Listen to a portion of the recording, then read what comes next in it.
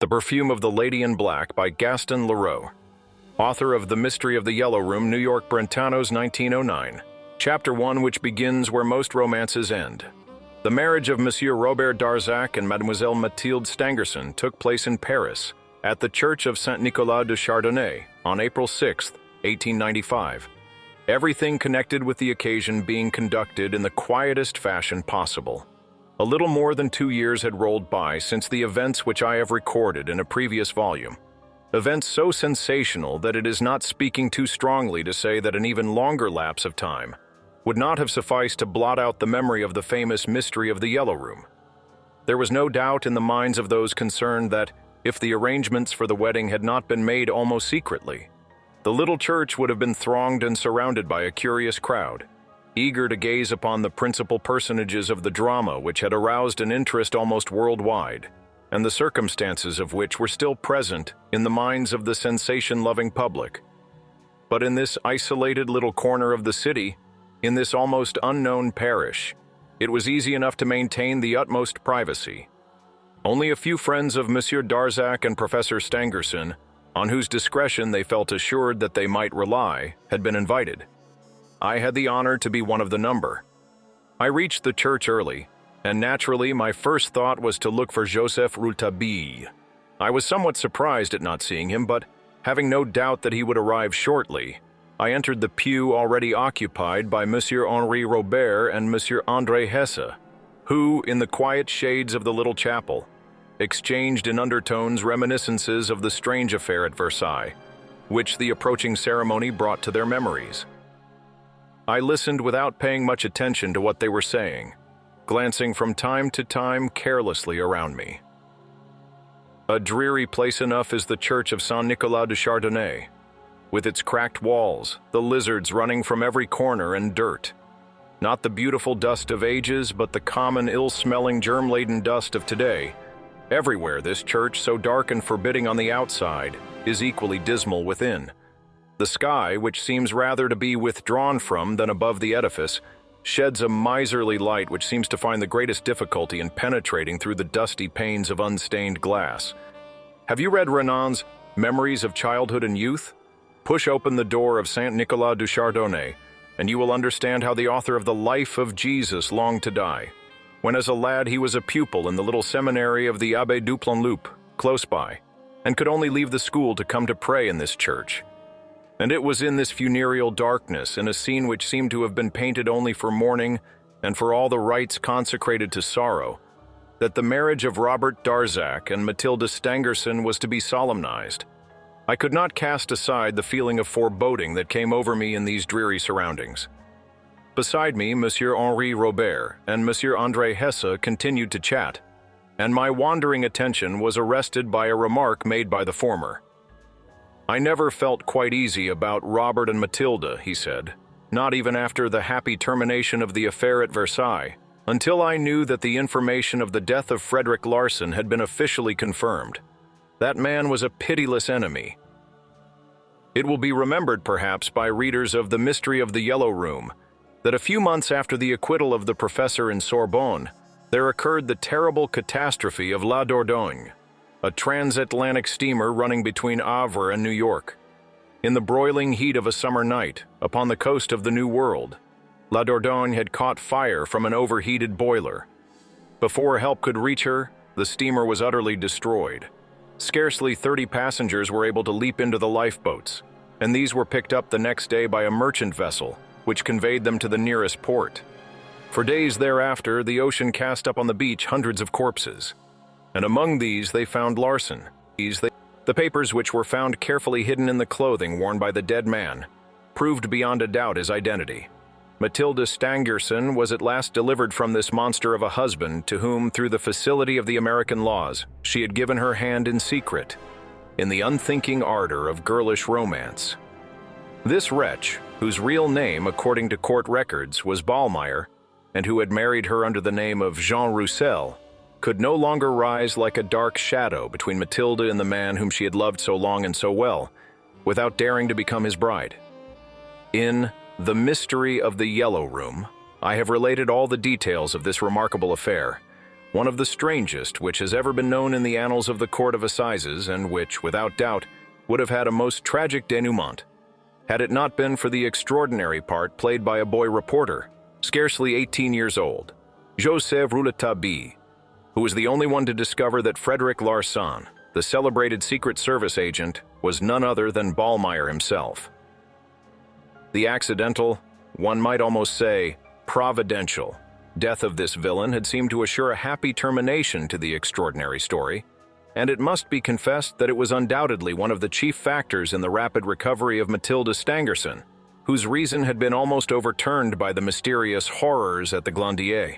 "You see, my dear fellow," said Monsieur Henri Robert to Monsieur André Hesse, whose eyes were roving restlessly about the church, "you see, in this world, one can always find the bright side.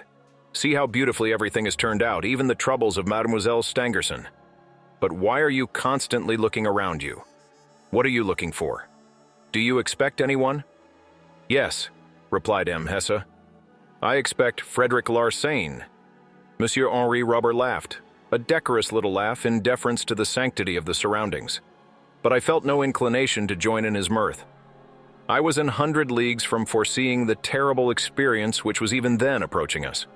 But when I recall that moment and seek to blot out of my mind all that has happened since, all those events which I intend to relate in the course of this narrative, letting the circumstances come before the reader as they came before us during their development, I recollect once more the curious unrest which thrilled me at the mention of Larsan's name. "What's the matter, St. Clair?" whispered Monsieur Henri Robert, who must have noticed something odd in my expression. "You know that Hesse was only joking."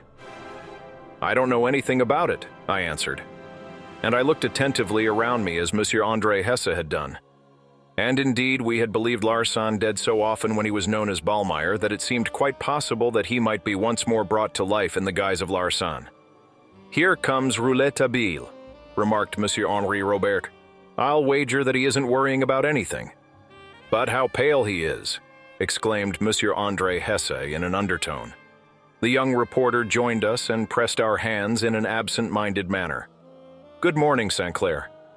"Good morning, gentlemen. I am not late, I hope." It seemed to me that his voice trembled. He left our pew immediately and withdrew to a dark corner, where I beheld him kneel down like a child. He hid his face, which was indeed very pale, in his hands, and prayed. I had never guessed that Rouletabille was of a religious turn of mind, and his fervent devotion astonished me. When he raised his head, his eyes were filled with tears. He did not even try to hide them. He paid no attention to anything or anyone around him. He was lost completely in his prayers and, one might imagine, in his grief. But what could be the occasion of his sorrow? Was he not happy at the prospect of the union so ardently desired by everyone? Had not the good fortune of Mathilde Stangerson and Robert Darzac been in a great measure brought about by his efforts? After all, it was perhaps from joy that the lad wept. He rose from his knees and was hidden behind a pillar. I made no endeavor to join him, for I could see that he was anxious to be alone. And the next moment Mathilde Stangerson made her entrance into the church upon the arm of her father, Robert Darzac walking behind them. Ah, the drama of the Glandier had been a sorrowful one for these three. But, strange as it may seem, Mathilde Stangerson appeared only the more beautiful, for all that she had passed through. True, she was no longer the beautiful statue, the living marble, the ancient goddess, the cold pagan divinity, who, at the official functions at which her father's position had forced her to appear, had excited a flutter of admiration whenever she was seen. It seemed, on the contrary, that fate, in making her expiate for so many long years an imprudence committed in early youth, had cast her into the depths of madness and despair, only to tear away the mask of stone, which hid from sight the tender, delicate spirit. And it was this spirit which shone forth on her wedding day, in the sweetest and most charming smile, playing on her curved lips, hiding in her eyes filled with pensive happiness, and leaving its impress on her forehead, polished like ivory, where one might read the love of all that was beautiful and all that was good. As to her gown, I must acknowledge that I remember nothing at all about it, and am unable even to say of what color it was. But what I do remember is the strange expression which came over her visage when she looked through the rows of faces in the pews without seeming to discover the one she sought. In a moment she had regained her composure and was mistress of herself once more. She had seen Rouletabille behind his pillar. She smiled at him, and my companions and I smiled in our turn. She has the eyes of a mad woman. I turned around quickly to see who had uttered the heartless words. It was a poor fellow whom Robert Darzac, out of the kindness of his heart, had made his assistant in the laboratory at the Sorbonne. The man was named Brignolle and was a distant cousin of the bridegroom. We knew of no other relative of Monsieur Darzac whose family came originally from the Midi. Long ago he had lost both father and mother. He had neither brother nor sister and seemed to have broken off all intercourse with his native province, from which he had brought an eager desire for success, an exceptional ability to work, a strong intellect, and a natural need for affection, which had satisfied itself in his relations with Professor Stangerson and his daughter. He had also, as a legacy from Provence, his native place, a soft voice and slight accent, which had often brought a smile to the lips of his pupils at the Sorbonne, who, nevertheless, loved it as they might have loved a strain of music, which made the necessary dryness of their studies a little less arid. One beautiful morning in the preceding spring, and consequently a year after the occurrences in the Yellow Room, Robert Darzac had presented Brignolle to his pupils.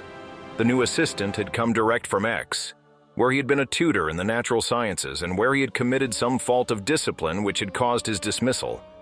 But he had remembered that he was related to Monsieur Darzac, the famous chemist, had taken the train to Paris, and had told such a piteous tale to the fiancée of Mademoiselle Stangerson that Darzac, out of pity, had found means to associate his cousin with him in his work. At that time, the health of Robert Darzac had been far from flourishing. He was suffering from the reaction following the strong emotions which had nearly weighed him down at the Glandier and at the Court of Assizes. But one might have thought that the recovery, now assured of Mathilde, and the prospect of their marriage would have had a happy influence both upon the mental and physical condition of the professor. We, however, remarked on the contrary, that from the day that Brignolle came to him, Brignolle, whose friendship should have been a precious solace, the weakness of Monsieur Darzac seemed to increase. However, we were obliged to acknowledge that Brignolle's was not to blame for that, for two unfortunate and unforeseen accidents had occurred in the course of some experiments which would have seemed, on the face of them, not at all dangerous. The first resulted from the unexpected explosion of a Gessler tube, which might have severely injured Monsieur Darzac, but which only injured Brignolle's, whose hands were badly scarred. The second, which might have been extremely grave, happened through the explosion of a tiny lamp against which Monsieur Darzac was leaning. Happily, he was not hurt, but his eyebrows were scorched, and for some time after his sight was slightly impaired, and he was unable to stand much sunlight. Since the Glandier mysteries, I had been in such a state of mind that I often found myself attaching importance to the most simple happenings. At the time of the second accident, I was present, having come to seek Monsieur Darzac at the Sorbonne. I myself led our friend to a druggist and then to a doctor, and I, rather dryly I own, begged Brignolle's, when he wished to accompany us, to remain at his post. On the way, Monsieur Darzac asked why I had wounded the poor fellow's feelings. I told him that I did not care for Brignolle's society for the abstract reason that I did not like his manners, and for the concrete reason, on this special occasion, that I believed him to be responsible for the accident.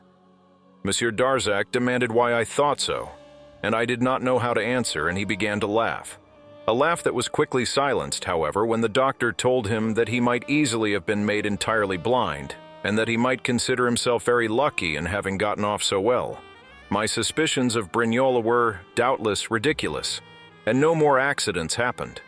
All the same, I was so strongly prejudiced against the young man that, at the bottom of my heart, I blamed him for the slow improvement in Monsieur Darzac's physical condition. At the beginning of the winter, Darzac had such a bad cough that I entreated him to ask for leave of absence and to take a trip to the Midi, a prayer in which all his friends joined. The physicians advised San Remo. He went thither, and a week later he wrote us that he felt much better, that it seemed to him as though a heavy weight had been lifted from his breast. "I can breathe here," he wrote. When I left Paris, I seemed to be stifling. This letter from Monsieur Darzac gave me much food for thought, and I no longer hesitated to take Rouletabille into my confidence. He agreed with me that it was a most peculiar coincidence that Monsieur Darzac was so ill when Brignolle was with him, and so much better when he and his young assistant were separated. The impression that this was actually the fact was so strong in my mind that I would on no account have permitted myself to lose sight of Brignolle. No, indeed. I verily believe that if he had attempted to leave Paris, I should have followed him. But he made no such attempt. On the contrary, he haunted the footsteps of Monsieur Stangerson. Under the pretext of asking news of Monsieur Darzac, he presented himself at the house of the professor almost every day. Once he made an effort to see Mademoiselle Stangerson, but I had painted his portrait to Monsieur Darzac's fiancée in such unflattering terms that I had succeeded in disgusting her with him completely, a fact on which I congratulated myself in my innermost soul. Monsieur Darzac remained 4 months at San Remo, and returned home at the end of that time almost completely restored to health. His eyes, however, were still weak, and he was under the necessity of taking the greatest care of them. Rouletabille and myself had resolved to keep a close watch on Brignolle, but we were satisfied that everything would be right when we were informed that the long-deferred marriage was to occur almost immediately, and that Monsieur Darzac would take his wife away on a long honeymoon trip far from Paris and from Brignolle. Upon his return from San Remo, Monsieur Darzac had asked me, "Well, how are you getting on with poor Brignolle? Have you decided that you were wrong about him?" "Indeed, I have not," was my response. And Darzac turned away, laughing at me, and uttering one of the Provençal jests which he affected when circumstances allowed him to be gay, and which found on his lips a new freshness since his visit to the Midi had accustomed him again to the accents of his childhood. We knew that he was happy. But we had formed no real idea of how happy he was, for between the time of his return and the wedding day we had had few chances to see him, until we beheld him walking up the aisle of the church, his face fairly transformed. His slight erect figure bore itself as proudly as though he were an emperor. Happiness had made him another being. Anyone could guess that he was a bridegroom, tittered Brignolle.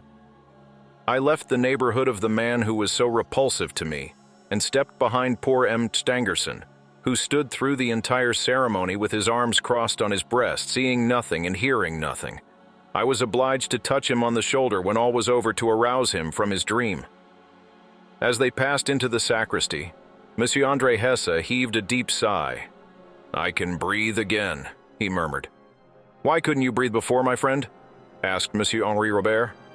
And Monsieur André Hesse confessed that he had feared up to the last moment that the dead man would reappear. "I can't help it," was the only response he would make when his friend rallied him. "I cannot bring myself to the idea that Frederick Larsen will stay dead for good, And now we all, a dozen or so persons, were gathered in the sacristy. The witnesses signed the register, and the rest of us congratulated the newly wedded pair. The sacristy was yet more dismal than the church, and I might have thought that it was on account of the darkness that I could not perceive Joseph Rouletabille, if the room had not been so small. But assuredly, he was not there. Mathilde had already asked for him twice, and Monsieur Darzac requested me to go and look for him. I did so, but returned to the vestry without him. He had disappeared from the church. "How strange it is!" exclaimed Monsieur Darzac. "I can't understand it. Are you sure that you looked everywhere? He may be in some corner dreaming."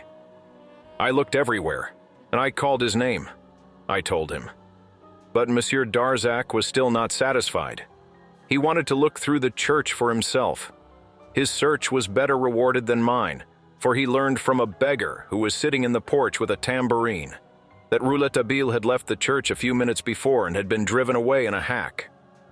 When the bridegroom brought this news to his wife, she appeared to be both pained and anxious.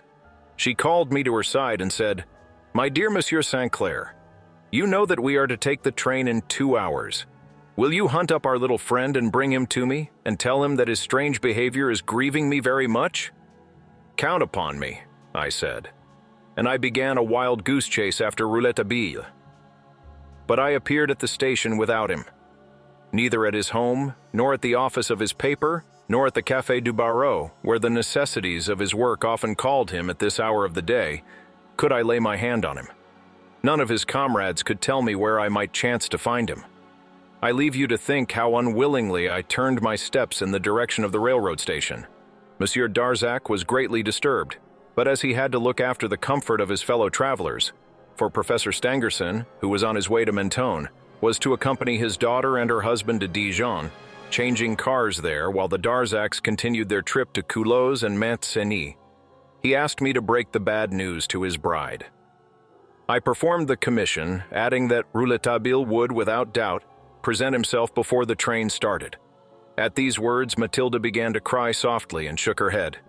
"No, no," she whispered. "It is all over. He will never come again." And she stepped into the railway carriage. It was at this point that the insufferable Brignoles, seeing the emotion of the newly made bride, whispered again to Monsieur André Hesse, "Look, look. Hasn't she the eyes of a maniac? Ah, Robert has done wrong. It would have been better for him to wait." Monsieur Hesse gave him a disdainful glance and bade him be silent. I can still see Brignoles as he spoke those words, and can recall as vividly as though it were yesterday the feeling of horror with which he inspired me. There was no longer any doubt in my mind that he was an evil and a jealous man, and that he would never forgive his relative for having placed him in a position which might be considered subordinate. He had a yellow face and long features that looked as if they had been drawn down from forehead to chin. Everything about him seemed to diffuse bitterness, and everything about him was long.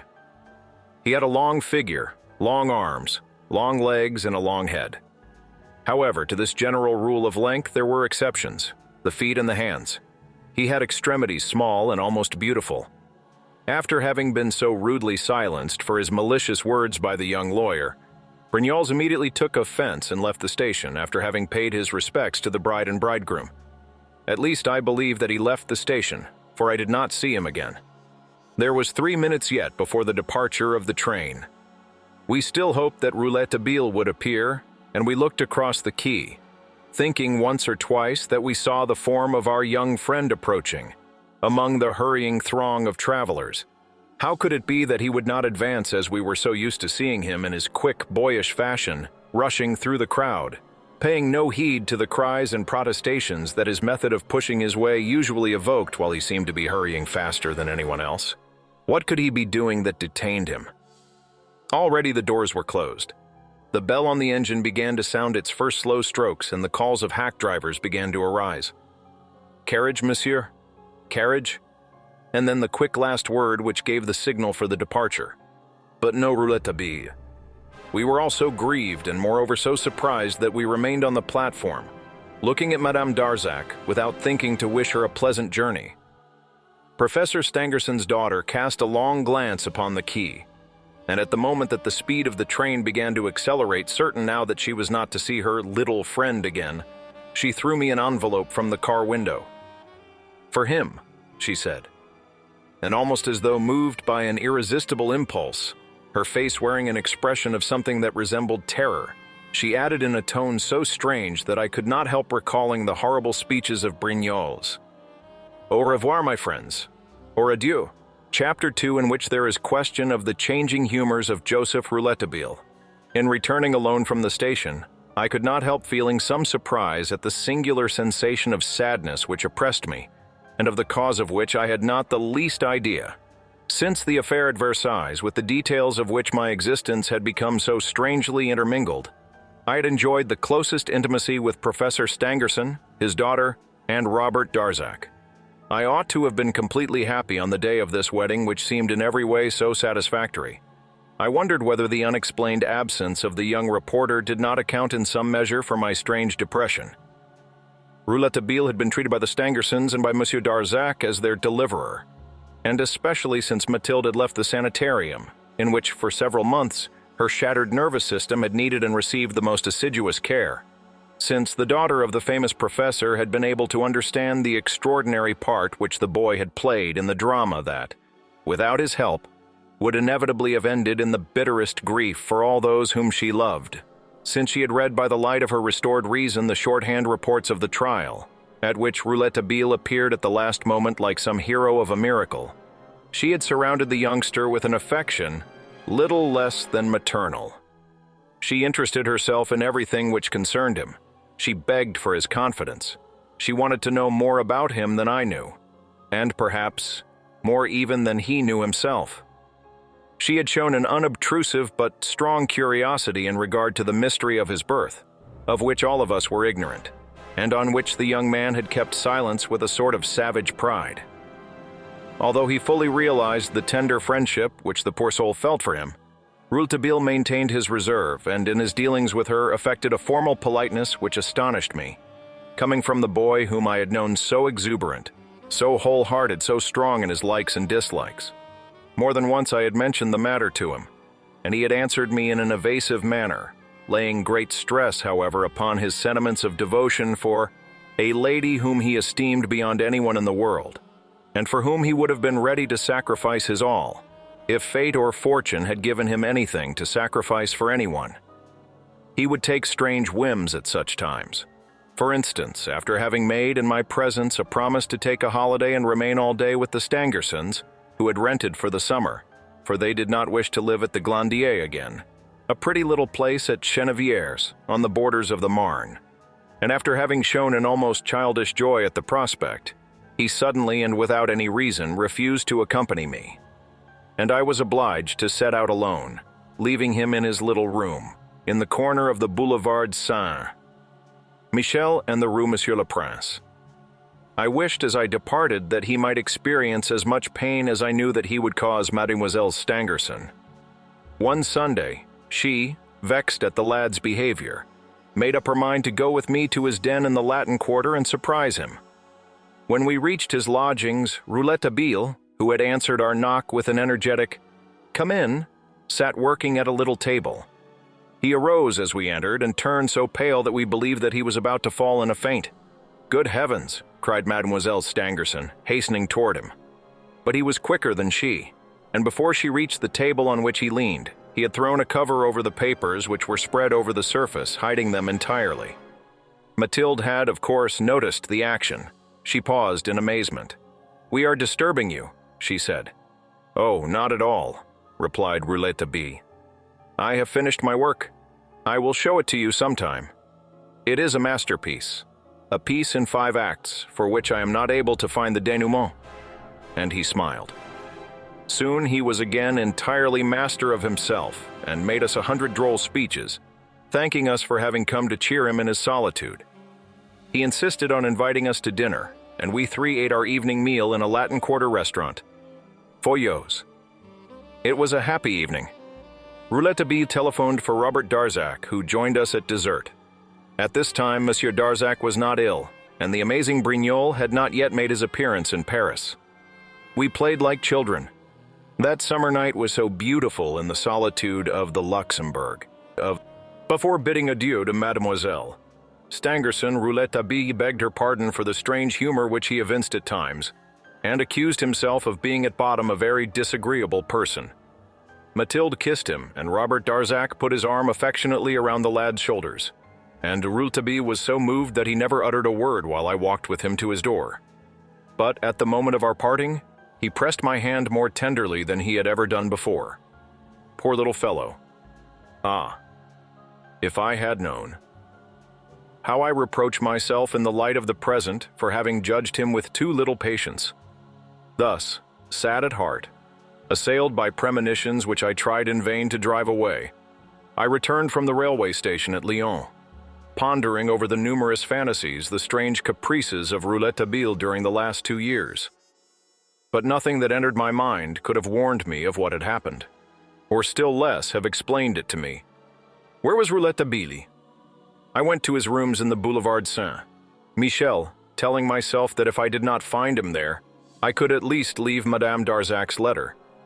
What was my astonishment when I entered the building to see my own servant carrying my bag. I asked him to tell me what he was doing and why, and he replied that he did not know, that I must ask Monsieur Rouletabille. The boy had been, as it turned out, while I'd been seeking him everywhere, except naturally in my own house, in my apartments in the Rue de Rivoli. He had ordered my servant to take him to my rooms, and had made the man fill a valise with everything necessary for a trip of 3 or 4 days. Then he had directed the man to bring the bag in about an hour to the hotel in the Boule Miche. I made one bound up the stairs to my friend's bedchamber, where I found him packing in a tiny hand satchel an assortment of toilet articles, a change of linen and a nightshirt. Until this task was ended, I could obtain no satisfaction from Rouletabille, for in regard to the little affairs of everyday life, he was extremely particular, and, despite the modesty of his means, succeeded in living very well, having a horror of everything which could be called bohemian. He finally deigned to announce to me that we were going to take our Easter vacation, and that, since I had nothing to do and the epoch had granted him a 3 days holiday, we couldn't do better than to go and take a short rest at the seaside. I made no reply, so angry was I at this high-handed method, and all the more because I had not the least desire to contemplate the beauties of the ocean upon one of the abominable days of early spring, which for 2 or 3 weeks every year makes us regret the winter. But my silence did not disturb Rouletabille in the least, and taking my valise in one hand, his satchel in the other, he hustled me down the stairs and pushed me into a hack which awaited us before the door of the hotel. Half an hour later, we found ourselves in a first-class carriage of the Northern Railway, which was carrying us toward Trepeau by way of Amiens. As we entered the station, he said, "Why don't you give me the letter that you have for me?" I gazed at him in amazement. He had guessed that Madame Darzac would be greatly grieved at not seeing him before her departure, and would write to him. He had been positively malicious. I answered, "Because you don't deserve it." And I gave him a good scolding, to which he interposed no defense. He did not even try to excuse himself, and that made me angrier than ever. Finally, I handed him the letter. He took it, looked at it, and inhaled its fragrance. As I sat looking at him curiously, he frowned, trying, as I could see, to repress some strong feeling.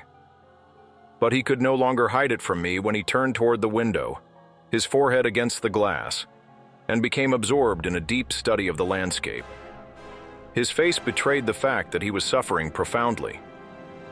"Well," I said, "aren't you going to read the letter?" "No," he replied.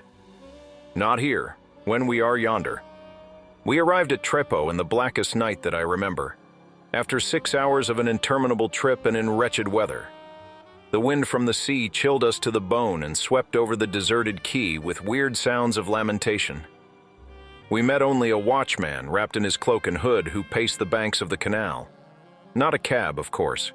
A few gas jets, trembling in their glass globes, reflected their light in the mud puddles formed by the falling rain.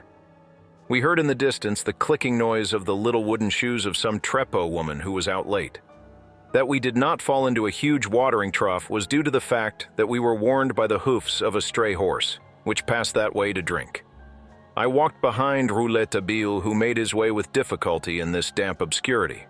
However, he appeared to know the place, for we finally arrived at the door of a queer little inn, which remained open during the early spring for the fishermen. Rouletabille demanded supper and a fire, for we were half starved and half frozen. "Ah, now, my friend," I said when we were settled after a fashion, "will you condescend to explain to me what we have come to look for in this place, aside from rheumatism and pneumonia?" But Rouletabille at this moment coughed and turned toward the fire to warm his hands again. "Oh yes," he answered. "I am going to tell you. We have come to look for the perfume of the lady in black." This phrase gave me so much to think about that I scarcely slept at all that night. Besides, the wind howled continuously, sending its wails over the water, then swallowing itself up in the little streets of the town as if it were entering corridors. I heard someone moving about in the room next to mine, which was occupied by my friend. I arose and tried his door. In spite of the cold and the wind, he had opened the window and I could see him distinctly waving kisses toward the shadows. He was embracing the night. I closed the door again and went quietly back to bed. Early in the morning, I was awakened by a changed Rouletabille. His face was distorted with grief as he handed me a telegram which had come to him at the Bourg, having been forwarded from Paris in accordance with the orders that he had left. Here is the dispatch. Come immediately without losing a minute. We have given up our trip to the Orient and will join Monsieur Stangerson at Mentone, at the home of the Ronces at Rocher Rouge. Let this message remain a secret between us. It is not necessary to frighten anyone. You may pretend that you're on your vacation or make any other excuse that you like, but come. Telegraph me general delivery, Mentone. Quickly, quickly. I am waiting for you. Yours in despair. Darzac.